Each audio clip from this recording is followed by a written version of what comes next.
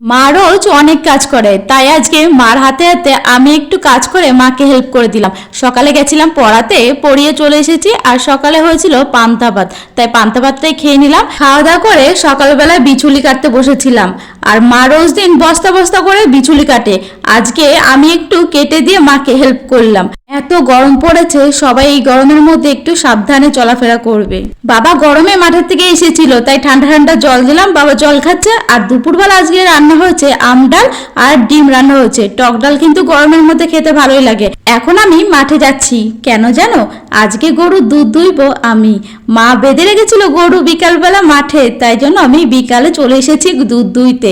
আর আমি কিন্তু ভালোই পারি, আর যখন মা বাড়িতে থাকে না তখন কিন্তু আমিই করি এই কাজটা। দেখেছো তো আমার দুধ দোয়ানো হয়ে গেছে, এখন আমি যাচ্ছি দুধ নিয়ে বাড়িতে।